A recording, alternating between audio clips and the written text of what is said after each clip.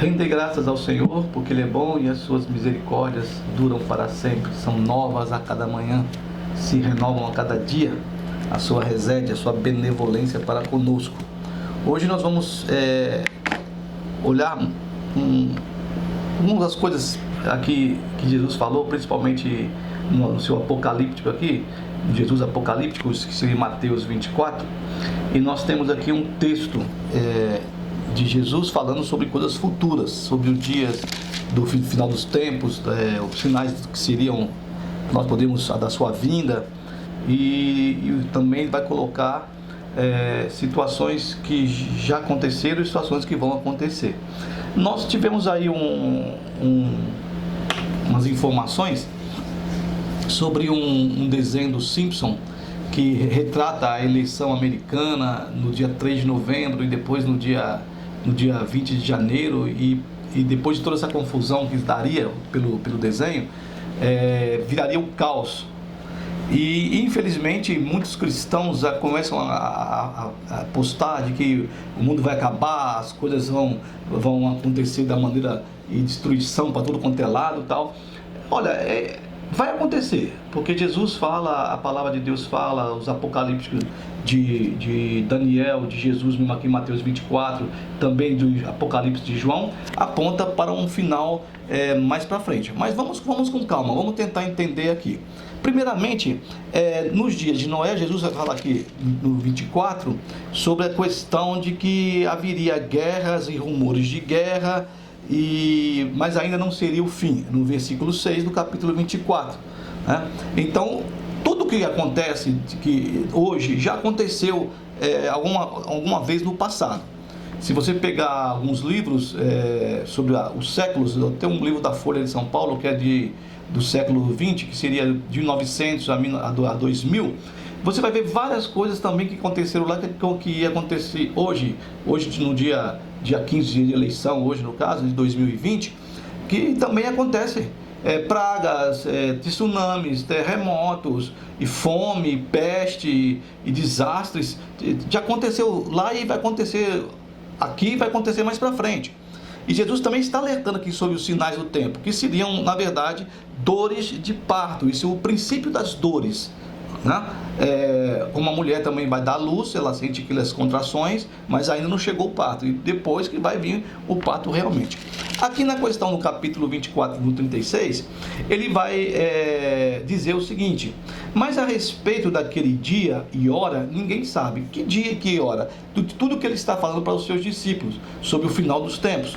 Por quê? O que ele completa aqui no caso aqui: nem os anjos dos céus, nem o Filho, que seria ele, senão somente o Pai. Só Deus sabe quando vai acontecer. Que vai acontecer? Nós acreditamos por causa da palavra que nos foi dada nos textos bíblicos. Nós sabemos que profeta Isaías e alguns outros profetas pré-exílio babilônico profetizaram que seria destruída Jerusalém, o templo, e as pessoas não acreditaram. E depois aconteceu, tanto em Israel, com a invasão da Síria em 726, como também em Jerusalém com a invasão de Nabucodonosor em 526 mais ou menos. E foi predito, foi avisado. Vários profetas, tanto os pré-exílicos, como também Jeremias. No tempo de Jeremias, ele vinha pregando já que iria acontecer essa desgraça, e ele viveu para poder ver aquilo. Então Jesus está dizendo que, olha, vai acontecer algumas coisas assim. Nós não sabemos quando, nem ele sabe.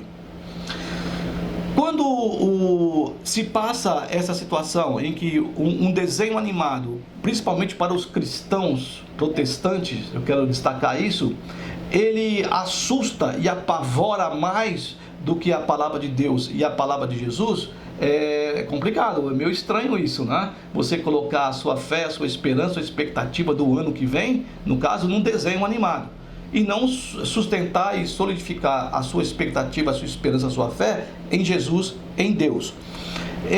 Eu tenho aqui o nosso amigo que pinta a minha casa, o seu Manuel Bezerra. Hoje ele não pinta mais, que está com quase 90 anos, mas o filho dele pinta aqui a minha casa aqui. E quando o seu Manuel vinha pintar, ele fala: "Oh, vai chover, tal. Ele disse: "Quem disse, Geraldo?" Aí eu dizia assim: "Não, mas o clima-tempo falou." Eu só acredito vendo, é o que ele dizia. E ele dizia, que Deus tem um controle de todas as coisas. E o seu Manuel está certíssimo. Tem uma história também, alguns dizem que foi Alexandre o Magno, outros dizem que foi Xerxes, o rei da Babilônia, uns dizem que foi Filipe. Eu acredito que seja Filipe II, o pai de Alexandre o Grande, que ele manda uma carta para os espartanos, na Lacônia no caso, e ele diz o seguinte: olha, se eu invadir a terra de vocês, eu vou destruir tudo. Se eu invadir, eu vou pegar as suas mulheres, vou estrupar suas mulheres, vou matar os seus homens, matar as suas crianças. Se eu vou invadir a terra de vocês, eu vou arrasar com tudo. E a resposta dos espartanos, da Lacônia no caso, e por isso nós chamamos resposta lacônica, seria uma carta que foi enviada para Filipe II, e quando ele abre a carta só tem uma palavra, dizendo se, né? Se você entrar aqui, você vai fazer isso, se você conseguir entrar, né? E vai ter um se, que é o condicional. Então, se for para acontecer tudo isso, isso já está prescrito, e nós devemos nos aperceber e ficarmos espertos de que Jesus avisou para que nós pudéssemos olhar as situações e perceber a sua vinda, porque a sua vinda viria como um raio que cruza o Oriente e o Ocidente rapidamente, num piscar de olhos. Então, se for para acontecer realmente tudo isso, eu creio que o que foi dito geralmente foi em relação à América, lá no desenho, e não tem nada a ver com a gente, se bem que a América é um espelho para o mundo aí, algumas pessoas acham, mas Deus já está no controle. Deus sempre esteve e sempre estará no controle de todas as coisas no mundo. Então, se depende de Deus, é Deus que vai dizer é agora ou não. No texto nós já estudamos um pouco, 12 de Gênesis, nós vemos Deus chamar Abraão do meio da parentela dele e dizer para ele: ó, você vai ter uma terra, eu vou te dar uma terra, e que lá tem um povo ainda que vive, e vocês vão destruir esse povo e vão pegar essa terra aí. Mas da promessa do capítulo 12 de Gênesis até a posse da terra, isso lá depois de Moisés, depois de Josué, e depois realmente eles nunca tomaram a terra totalmente para eles, até hoje no caso, muitos anos. No meu cálculo são mais ou menos 800 anos.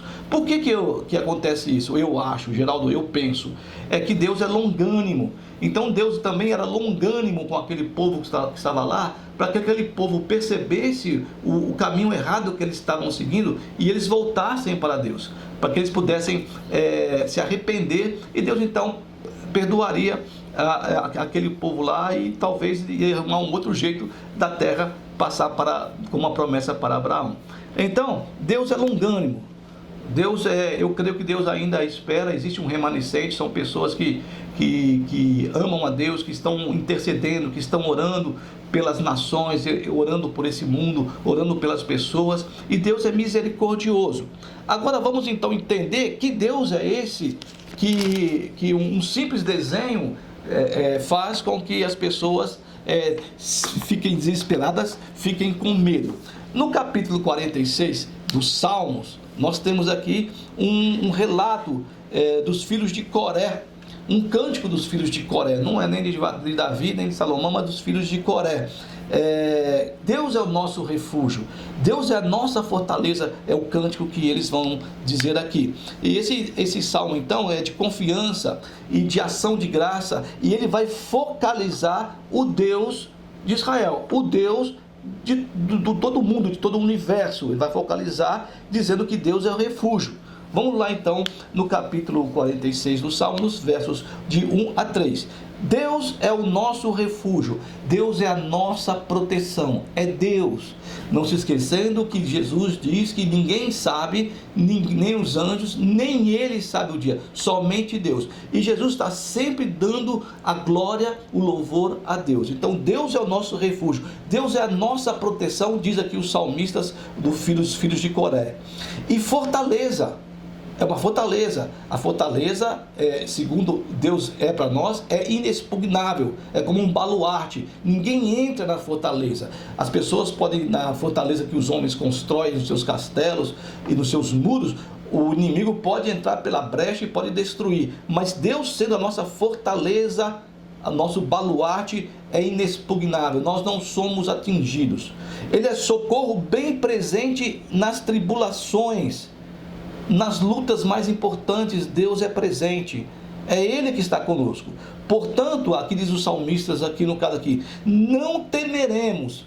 Não temeremos. Se nós colocarmos a nossa força, a nossa esperança, o nosso amanhã, o nosso futuro, no quem é a nossa proteção, em quem é a nossa fortaleza, em quem é a nossa força, nós não temeremos, ainda que a terra se transtorne,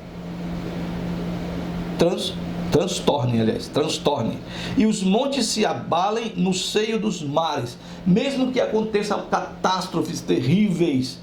Se nós estamos embasados, se nós estamos alicerçados naquilo que Jesus diz sobre Deus, de quem Deus é para conosco, daquilo que nós aprendemos na palavra de que Deus é para nós, nós não temeremos. E ainda que as águas tumultuem e espumejam e na sua fúria os montes se estremeçam.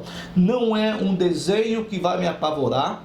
Não é a situação política do nosso país ou de qualquer outro país que vai nos apavorar. Não são as coisas ruins que estão acontecendo no mundo todo, a maldade cada vez mais. Jesus nos alerta que o amor de muitos esfriariam, e o amor realmente está esfriando de muitos. Nós vemos isso a cada dia que nós estamos vivendo nessa terra, mas nós temos que voltar os nossos olhos, o nosso coração na nossa esperança, na nossa expectativa, que é em Cristo Jesus e é em Deus. Então, mesmo que tudo isso aconteça, nós estaremos firmes, não vamos estremecer, não vamos temer, porque Deus está conosco.